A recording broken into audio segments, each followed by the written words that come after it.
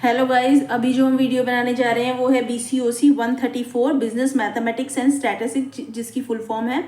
और इसमें जो हम क्वेश्चन इंक्लूड करेंगे वो है जो क्वेश्चन पेपर जून 2024 में आया था, उसके प्रैक्टिकल क्वेश्चन जो कि बिजनेस मैथमेटिक्स एंड स्टैटिस्टिक्स के पेपर में आए थे, उसके प्रैक्टिकल क्वेश्चन हम इसमें इंक्लूड करेंगे।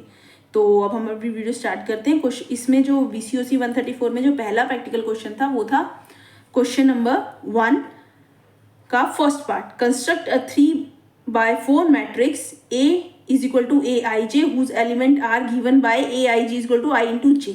अब इस क्वेश्चन में हमें क्या करना था, इस क्वेश्चन में हमें 3/4 की मैट्रिक्स बनानी थी। उस मैट्रिक्स में क्या था, जो यहाँ पर एलिमेंट होगा AIJ, मतलब जो हमारी मैट्रिक्स में एलिमेंट होंगे वो हम कैसे कैलकुलेट करेंगे, वो ऐसे कैलकुलेट करेंगे जिस पोजीशन में, जिस रो और जिस पोजीशन में वो एलिमेंट होगा उसका मल्टीप्लिकेशन जो होगा वो उस जो एलिमेंट होगा उसकी वैल्यू होगी। दैट इज अगर AIJ is equal to A 3/4, अब AIJ और ये दिया हुआ है 3/4, मतलब 3 रो और 4 कॉलम की हमें मैट्रिक्स बनानी है और उसके एलिमेंट्स होंगे I मल्टीप्लाई बाय J। मतलब अगर कोई A 1 का एलिमेंट है तो 1 इंटू 1 उसकी वैल्यू होगी, दैट इज 1, ये एलिमेंट होगा। तो अब 3/4 की मैट्रिक्स हमें पता है, 3/4 की मैट्रिक्स में एलिमेंट कितने होंगे, एलिमेंट होंगे 12। 3 रो मतलब 1 2 3 रो और एलिमेंट रो होगी 3, मतलब 1 2 3 रो और एलिमेंट कितने होंगे 1 2 3 4, मतलब 12 एलिमेंट्स होंगे 3 रो 4 कॉलम। दैट इज A11 से A31 तक यहाँ पर होगा और ऐसे करते करते A14। अब एलिमेंट्स आ गए हमारे पास, ये सारे हमारे एलिमेंट्स हमारे पास आ गए। अब हमें एलिमेंट्स हमें पता है, उनकी जगह भी पता है, पर अब हमें निकालें उनकी वैल्यू। तो A11 की वैल्यू हम इस फॉर्मूले से निकालेंगे जो कि हमें क्वेश्चन में ही गिवन है। ये बहुत मुश्किल क्वेश्चन नहीं था, इजी क्वेश्चन था। अब इसमें इसकी वैल्यू जो निकालनी है वो हम निकालेंगे ऐसे। A11 की वैल्यू है 1, 1 2 की वैल्यू 1 इंटू 2, ऐसे ही हम सारों की वैल्यू निकालेंगे A34 तक, 3 इंटू 4 12। अब इससे हम ये मैट्रिक्स बना देंगे। A11 की जगह आएगा 1, A12 की जगह आएगा 2, A13 की जगह आएगा 3, A14 की जगह आएगा 4। अब इसमें इसी का सेकंड पार्ट था फाइंड द वैल्यू ऑफ 1 0 0 1, ये इस मैट्रिक्स का। तो इस मैट्रिक्स की वैल्यू, मैट्रिक्स का वैल्यू का मतलब क्या होता है, मैट्रिक्स का डिटरमिनेंट्स अगर हम निकाल देते हैं तो वो होती है हमारी मैट्रिक्स की वैल्यू कहलाती है। तो वो आएगी हमारी यहाँ पर 1 into 1 0 into 0, 1 into 1 minus 0 into, that is 1। यहाँ पर ये भी कोई बहुत मुश्किल क्वेश्चन नहीं था। अब नेक्स्ट क्वेश्चन था डिफ्रेंसिएशन की तरफ से। That is if y is equal to x into log x find dy by dx। अब हमें पता है कि dy बाई dx निकालने के लिए हमें बोथ साइड डिफ्रेंशिएट करना पड़ता है। अब मल्टीप्लीकेशन में क्या फॉर्मूला होता है, first element multiply by differentiation of second, plus में फर्स्ट एलिमेंट का differentiation multiply by as it is जो सेकेंड एलिमेंट होता है। That is x dy by dx of log x plus में dx x का differentiation into में log x। अब log x का डिफ्रेंशिएशन सबको पता है 1 बाई एक्स प्लस में 1, x का डिफ्रेंशिएशन 1 इंटू में log x। तो dy by dx is equal to x cancel हो जाएगा 1 plus log x, that is हमारा डिफ्रेंशिएशन। अब था हमारा सेकेंड क्वेश्चन जो था, हमें 2 इक्वेशन दी हुई थी। अब इसमें हमें x और y की वैल्यू निकालनी है जो कि हमें बताया हुआ है। अगर नहीं बोला होता तो हम किसी भी मेथड से निकाल देते, लेकिन इसमें स्पेशली बोला हुआ है कि आपको ये वाला मेथड यूज़ करना है। दैट मीन्स हमें मैट्रिक्स मेथड यूज़ करना है और क्रैमर्स रूल के अकॉर्डिंग। तो पहले हम इसको मैट्रिक्स में डालेंगे, उसके बाद क्रैमर रूल से निकालेंगे। अब हमें क्रैमर रूल का फॉर्मूला आना चाहिए। क्रैमर रूल में क्या होता है, सबसे पहले हम d निकालते हैं, फिर dx निकालते हैं, क्योंकि एलिमेंट्स x है और y है ना, तो फिर पहले हम dx निकालेंगे फिर y निकालेंगे। अब इस क्वेश्चन में वैसे तो हमें चेक करके देखना चाहिए कि x और y की वैल्यू अगर हम इक्वेशन में पुट करते हैं, ये इक्वेशन 1 होगी, ये इक्वेशन 2 होगी। अगर हम x और y की वैल्यू इक्वेशन में डाल के देखते हैं, अगर वो आता है एग्जैक्ट, ये left hand side is equal to right hand side होती है तो ठीक। तो हमें एक बार चेक करके देखना चाहिए, क्योंकि एग्जाम में कभी कभी जल्दी में हम कुछ मल्टीप्लिकेशन वगैरह कुछ गलत भी कर जाते हैं, तो वो हमें एक बार देख लेना चाहिए चेक करके। हालांकि क्वेश्चन में नहीं बोला हुआ है, क्वेश्चन में सिर्फ मांगा है हमें x और y की वैल्यू निकाल के दे दो। तो x और y की जब हम वैल्यू निकालते हैं तो सबसे पहले हम निकालेंगे, इसको हमें मैट्रिक्स में कन्वर्ट करना होगा। तो मैट्रिक्स में कैसे कन्वर्ट करेंगे, लेफ्ट हैंड साइड की मैट्रिक्स बन जाएगी, राइट हैंड साइड की भी एक मैट्रिक्स बन जाएगी, लाइक 11 25। ठीक है। अब हम डी निकालने के लिए हमें लेफ्ट हैंड साइड की डिटर्मिनेंट निकालना होगा, that is 5 multiply by -5 minus में 7 मल्टीप्लाई बाय -7। इससे आगे हमारा डी आ गया हमारा 24। अब हमें क्या निकालना है, अब हमें निकालना है डी एक्स। अब डी एक्स निकालने के लिए जो एक्स का कांस्टेंट होता है उसको हमें सी, मतलब जो हमारा राइट हैंड साइड है, राइट हैंड साइड की मैट्रिक्स के एलिमेंट से रिप्लेस करना होता है। तो x निकालना है तो x के एलिमेंट्स को रिप्लेस करेंगे, अगर y निकालना है तो y के एलिमेंट्स को हम रिप्लेस करेंगे। तो x के एलिमेंट को रिप्लेस किया, वही फॉर्मूला लगाया, तो उससे क्या आया हमारा मल्टीप्लाई बाई ये 25 मल्टीप्लाई बाई -7 120। dy आया, y के एलिमेंट को रिप्लेस किया तो ये dy आ गया। अब हमें निकालना है x, तो x की वैल्यू हम निकालेंगे dx divide by D, y की value dy divide by D, dy भी हमारे पास है, dx भी हमारे पास है, डिवाइड बाई डी कर देंगे तो ये आ गया x की वैल्यू 5, y की वैल्यू 2। अब ये इतना हमारा क्वेश्चन खत्म हो गया, लेकिन अभी हमें चेकिंग करनी चाहिए x और y की वैल्यू पुट करके। तो आप इक्वेशन 1 में भी डाल सकते हो और इक्वेशन 2 में भी डाल सकते हैं। हमने यहाँ 1 में डाला है तो 5 × 5 माइनस में 7 × 2 25 माइनस में 14 11 राइट हैंड साइड। तो हैंस प्रूव हो गया कि हमने जो x और y की जो वैल्यू निकाली है वो बिल्कुल सही है। अब नेक्स्ट क्वेश्चन था हमारा dy बाई dx निकालना था। इसमें हमें तीन चार इक्वेशन दी हुई है, इसमें हमें dy बाई dx निकालना है। पहला था y equal to x square plus 5 का क्यूब। अब हमें क्या करना है, सबसे पहले इसे एक्सपेंड करना होगा। तो अब हमें पता है a प्लस बी के क्यूब का फॉर्मूला क्या होता है, a cube plus b cube plus 3a square b plus 3ab square. तो अब ऐसे ही हम एक्सपेंड कर लेंगे, a प्लस बी के क्यूब का फॉर्मूला इसमें लगा देंगे तो क्या आएगा, x का क्यूब मतलब x स्क्वायर की power 3 is equal to x की पावर 6। तो x6 प्लस में 5 का क्यूब 125, 3a स्क्वायर बी मतलब 3 इंटू a का स्क्वायर मतलब x की पावर 4 हो जाएगी, इंटू b कितना था हमारा 15 आ गया। ऐसे ही 3x का स्क्वायर इंटू 5 का स्क्वायर 25 इंटू 3 74। ऐसे ही जब इसको एक्सपेंड करेंगे तो ये आ गया। अब इसका हम क्या करेंगे, डिफ्रेंशिएशन कर देंगे। अब डिफ्रेंशिएशन की क्या होता है, अगर x की पावर 6 है तो इसका डिफ्रेंशिएशन कितना होगा, 6 जो है वो बाहर आ जाएगा और x में 6 - 1 हो जाता है, दैट इज 6x की पावर 5। ऐसे आ गया। ऐसे ही हम इसका डिफ्रेंशिएशन कर देंगे और ऐसे ही हम इसका डिफ्रेंशिएशन। और 125 का डिफ्रेंशिएशन सबको पता है, कांस्टेंट का डिफ्रेंशिएशन होता है 0, तो ये हम 0।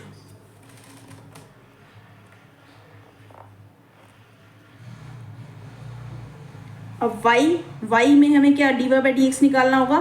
तो हम अब इसमें हमें मल्टीप्लिकेशन का फॉर्मूला लगाना होगा जो हमने पहले लगाया था। मल्टीप्लिकेशन के फॉर्मूले में x इंटू में as it is value plus में जो हमारी वैल्यू है वो एज इट इज़ आ जाएगी, इंटू में dy by dx of x। तो इसमें इसको हम 1 ले लेंगे, इसको 2 ले लेंगे। तो पहले इसका डिफ्रेंशिएशन, इसका डेरिवेटिव प्लस में derivative of dy by dx of first term into second as it is रहेगी, प्लस में ये सेकेंड टर्म का हम डेरिवेटिव कर देंगे। और सॉरी मैंने डिफ्रेंशिएशन का डेरिवेटिव उसमें थोड़ा कंफ्यूज हो गया, वो आप एडजस्ट कर लेना। तो एज अभी हम dy बाई dx ही बोलेंगे आगे से। तो dy by dx x into x मतलब x, ये इसका dy बाई dx हो जाएगा plus dy by dx of first term into में सेकेंड एज इट इज। ऐसे ही सबसे पहले हम इसका करेंगे, मल्टीप्लाई बाई ये एज इट इज रह जाएगा, फिर हम ये एज इट इज रह जाएगा और हम इसका dy बाई dx कर देंगे। तो dy by dx 2x plus 5x square minus 3x plus में x square plus 5x plus 6 2x minus 3। अब इसमें हमें पता है ये 2x प्लस में 5x का 5 हो जाएगा, 6 का 0। एज इट इज़ हमें इसका करना होगा, 2x माइनस 3 रह जाएगा और 8 का 0 हो जाएगा। अब हमें क्या करना है, इन सबको आपस में मल्टीप्लाई करना है। तो ये चीज़ हमको ध्यान से देखनी पड़ेगी कि कहीं हम मल्टीप्लिकेशन और प्लस में गलती ना कर दें। तो इसमें जब हम मल्टीप्लाई करेंगे तो ये टर्म सबसे मल्टीप्लिकेशन रूल और ये भी सबसे मल्टीप्लाई। अब हमें क्या करना होगा, सेम पावर वालों को हम ऐड और माइनस कर देंगे। जैसे कि ये आ जाएगा हमारा, इधर dy बाई dx हो गया। अब इन सबको जब हम टोटल करेंगे तो लास्ट में हमारा जो आंसर आएगा वो है 4x cube plus 6x square minus 2x plus 22। ये टफ नहीं है पर थोड़ा ध्यान से करना पड़ेगा कि कहीं पेपर में एग्जाम में थोड़ा हम जल्दी जल्दी में कुछ गलत ना कर जाए। तीसरा हमारा क्वेश्चन था 3 to the power x plus में x³ plus 3x plus 3 y is equal to, ये इक्वेशन दी हुई थी। अब इसमें हमें क्या करना है, हमें इसका डेरिवेटिव कर, तो इसमें हम अगर हमें dy बाई डी एक्स निकालना है तो इसमें हमें एक चीज़ ध्यान रखनी होगी। बहुत से लोग कंफ्यूज हो जाएंगे कि ये 3 to the power x है तो इसका हम डिफ्रेंशिएशन कैसे करें। तो इसका डिफ्रेंशिएशन होगा, हमें बोथ साइड लॉग लेना होगा। तो लॉग लेना होगा तो अब इसमें हमें ट्रिक क्या यूज़ करनी होगी, ट्रिक ये यूज़ करनी होगी, यहाँ पर हमें एक एक का डिफ्रेंशिएशन करना पड़ेगा, क्योंकि अगर लॉग हम लेंगे तो लॉग हमें फिर बोथ साइड लेना पड़ेगा। तो यहाँ एक एक का डिफ्रेंशिएशन करेंगे तो वो आएगा, सबसे पहले हम इसका डिफ्रेंशिएशन करेंगे 3 to the power x taking log both side, तो log y is equal to log 3x, दोनों बोथ साइड हमने लॉग ले लिया। तो लॉग y का डिफ्रेंशिएशन, लॉग y का dy बाई डी एक्स होता है 1 by y is equal to x, log 3 का होगा x इंटू में 0, लॉग 3 का जो dy बाई डी एक्स होता है वो होता है 0 प्लस में लॉग 3 और x का dy बाई डी एक्स होता है 1, तो इधर आ गया 0 plus log 3 is equal to log 3 और dy बाई डी एक्स, तो y जो था जो नीचे था वो इधर चला गया। y की वैल्यू हमें पता है, y की वैल्यू यहाँ हमने रखी थी 3 to the power x, तो इसका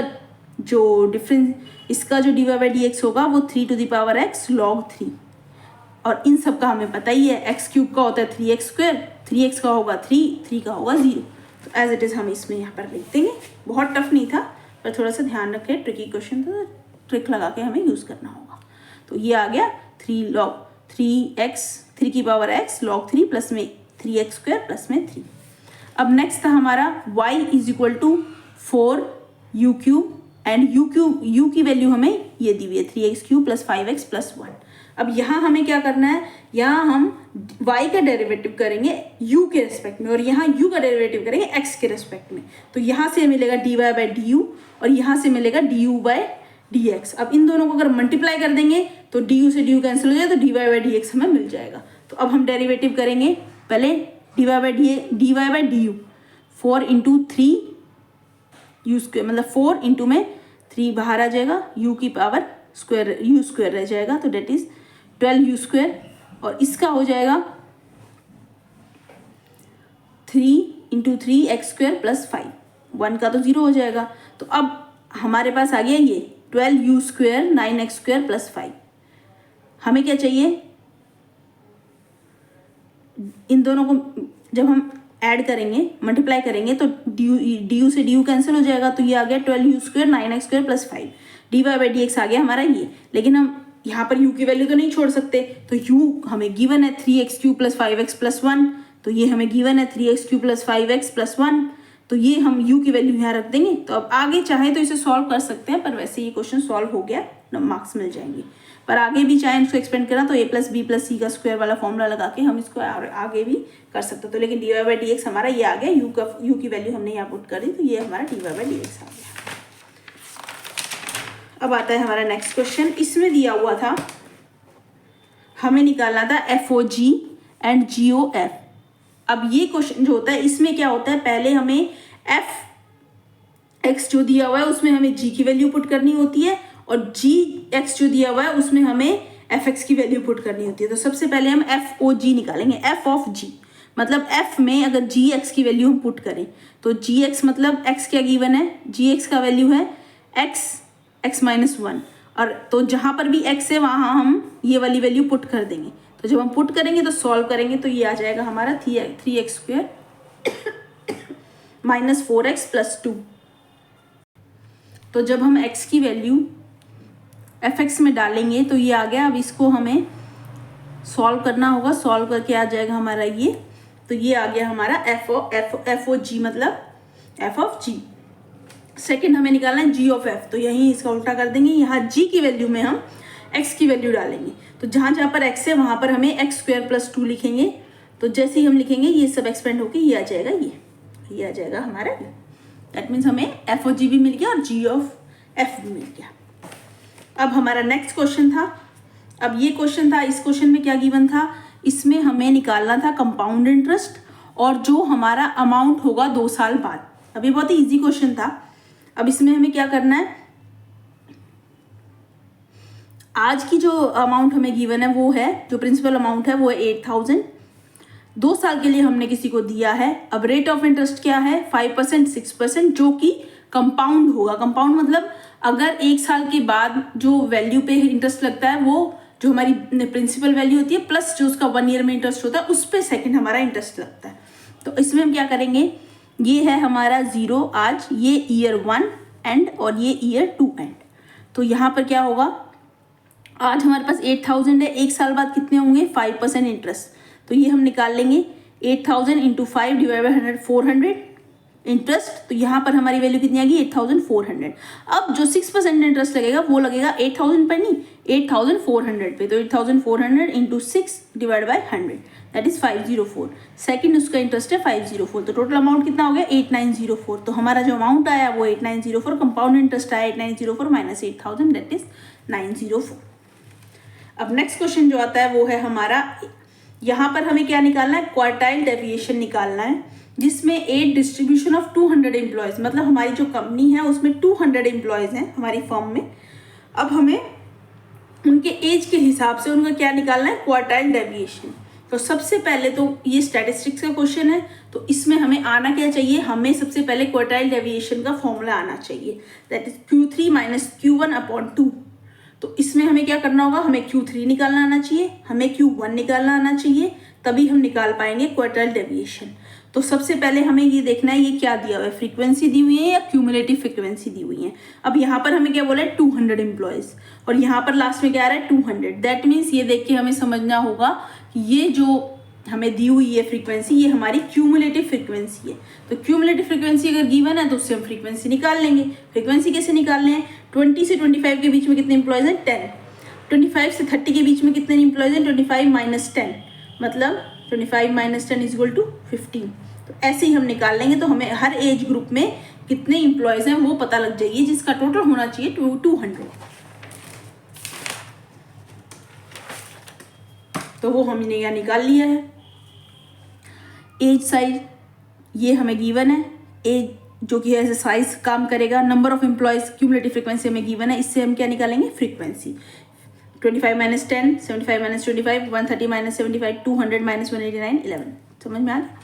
तो ऐसे हमें निकालना होगा। फ्रीक्वेंसी हमारे पास आ गई, क्यूमुलेटिव फ्रीक्वेंसी हमारे पास आ गई और साइज हमारे पास है। तो अब हमें क्या निकालना होगा, अब हमें सबसे पहले निकालना है Q1। तो अब हमें देखना होगा कि Q1 कैसे निकलता है। तो Q1 का फॉर्मूला जो होगा वो ऐसे होगा कि हमें Q1 का फॉर्मूला होता है L1 plus n/4 minus CF upon F into में I। अब हमें L1 कैसे निकलेगा, हम जितने भी एम्प्लॉयज़ हैं डिवाइड बाय 4 करेंगे, ये Q1 निकालने का फॉर्मूला होता है n/4। 50th फ्रीक्वेंसी, अब 50th फ्रीक्वेंसी जो है किस साइज में आएगी, 50th आ रही है हमारी इसमें 25 से 75 जो इसके बीच में 50th आएगा। अब इसके बीच में अगर 50th आएगा तो हमारी जो साइज हुआ वो हुआ 30 माइनस 35, 30 टू 35 के बीच में आएगा। तो हमारा जो आंसर, इससे हमारा ये चीज़ और भी पता लगती है, हमारा जो आंसर आएगा वो 30 से 35 के बीच में ही आना चाहिए। तो अब हम इसमें क्या करेंगे, L1 होता है जो साइज के लोअर वाली वैल्यू होती है, मतलब 30th। L1 हमें पता लग गया, n/4 200/4 हमें पता लग गया। क्यूमुलेटिव फ्रीक्वेंसी हुई हमारी 25, ये हम प्रीवियस वाली लेते हैं, ये हुई हमारी 25। फ्रीक्वेंसी हुई हमारी 35 की फ्रीक्वेंसी कितनी है 50। तो यहाँ हम लेंगे 50। आई मतलब इंटरवल, तो 35 माइनस 30 इंटरवल हो गया हमारा 5। तो ये सारी वैल्यू हम फॉर्मूले में पुट कर देंगे। L1 की जगह 30, n/4 200/4 माइनस में 25 डिवाइड बाई 50 फ्रीक्वेंसी थी हमारी, और ये आ गया 5। अब इसको जब हम कैलकुलेट कर लेंगे तो ये आ जाएगा हमारा 32.5। अब 32.5 को हमें देखना होगा ये 30 से 35 के बीच में लाई करता है, यस लाई करता है। दैट मीन्स हमारा आंसर बिल्कुल ठीक है। Q1 हमारे पास आ गया। अब Q3 का फॉर्मूला क्या होता है, वहाँ पर n/4 की जगह बस वो 3 हो जाएगा। तो जब यहाँ पर 3 होगा तो उसकी सारी L1 बदल जाएगा, क्यूमुलेटिव फ्रीक्वेंसी बदल जाएगी, फ्रीक्वेंसी बदल जाएगी। तो ऐसे ही क्या होगा, ये आ गया हमारा 150। अब 150 किसके बीच में लाई करता है, 150 लाई करता है हमारा इन दोनों के बीच में।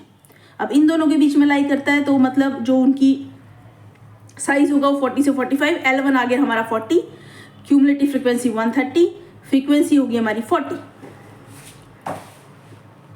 ये हमने लिख दिया है L1 40, CF 130, फ्रीक्वेंसी 40, इंटरवल हमारा सेम रहेगा 5। तो ये जब हम फॉर्मूले में पुट कर देंगे तो ये आ गया हमारा 42.5। क्या ये 40 से 45 के बीच में लाई करता है? यस, लाई करता है। दैट मीन्स Q3 हमारे पास आ गया, Q1 हमारे पास आ गया था। अब हम आ जाएंगे इसमें quartile deviation, Q3 minus Q1 upon में 2, तो दैट इज 42 माइनस 50 माइनस में 32.50 डिवाइड बाई 2, ये आ गया हमारा 5। क्वार्टाइल डेविएशन आ गया हमारा 5। अब चलते हैं अपने नेक्स्ट क्वेश्चन पे और लास्ट क्वेश्चन पे। नेक्स्ट क्वेश्चन था हमारा क्वेश्चन नंबर 8, PCOC 134 का last question. On the basis of the following information calculate Fisher ideal price index number. अब हमें सबसे पहले, इसमें कोई बड़ी बात नहीं है, ये छोटा सा क्वेश्चन है, इजी क्वेश्चन है, बस इसमें मेन ध्यान क्या रखना है, मल्टीप्लिकेशन जो होना चाहिए वो हमारा सही होना चाहिए। अब सबसे पहले हमें फिशर आइडल प्राइस इंडेक्स का फॉर्मूला आना चाहिए। फिशर आइडल प्राइस इंडेक्स का फॉर्मूला होता है summation under root summation of P1 Q0 P0 Q0 multiply by summation of P1 Q1 summation of P0 Q1, इन सब का अंडर रूट इंटू में 100। अब ये फॉर्मूला जो है, ये फॉर्मूला हमें याद होना चाहिए, तभी हम आगे कुछ कर सकते हैं। अगर ये फॉर्मूला हमारा गलत हो गया तो हमारी जितनी भी मेहनत है ना, चाहे हमने कितनी भी की हो, वो सारी खराब हो जाएगी, क्योंकि हमारा फॉर्मूला ही गलत हो गया। तो ये हमें आना चाहिए। अब हमें निकालना है P1 Q0 क्या होता है, P0 Q0 क्या होता है। अब जो बेस ईयर होता है उसे हम लिखते हैं 0 और करंट ईयर को लिखते हैं 1। वैसे भी अगर कोई चीज़ पुरानी है और एक नई है तो नई को 1 कहेंगे, पुरानी को 0 कहेंगे। तो ऐसे ही बेस ईयर में होता है 0, बेस ईयर में यहाँ हम लिखेंगे एज ए 0 और यहाँ पर 1, मतलब price of base year P0, quantity of base year Q0। तो Q0 आ गया, P0 आ गया, price of current year P1 और quantity of current year, price of current year P1, quantity of current year Q1। तो ऐसे ही हमें ये निकाल लेंगे। कमोडिटीज हमें दी हुई है P0 Q0 P1 Q1, ये सारा हमें गिवन है। अब P0 Q0 मतलब P0 मल्टीप्लाई बाय Q0, ये सारा हमने मल्टीप्लाई कर दिया। यहाँ पर इन्होंने क्या मांगा है, समेशन, तो समेशन हमारा यहाँ निकल गया। जब समेशन यहाँ निकला तो ये आ गया 910 डिवाइड बाई 580 इंटू में, सिर्फ हमें यहाँ पर ये फॉर्मूले जो वैल्यू है वही पुट करनी है, 1070 डिवाइड बाई 800 इंटू में 100। तो ये आ गया हमारा 144.86। तो ये सब आप कैलकुलेटर से कैलकुलेट कर लेंगे, बहुत ज़्यादा टाइम नहीं लगता, टाइम कंज्यूमिंग नहीं है। पर मल्टीप्लिकेशन का ध्यान रखिएगा, इसको इससे नहीं कर दीजिएगा, इसको इससे नहीं कर दीजिएगा, ये सारा तरीके से करना होगा। और इसमें आ गया हमारा फिशर प्राइस इंडेक्स आ गया इस क्वेश्चन का 144.86। ये थी हमारी BCOC 134 के जून 2024 में जितने भी प्रैक्टिकल क्वेश्चन आए थे उसकी वीडियो। तो थैंक यू फॉर वॉचिंग।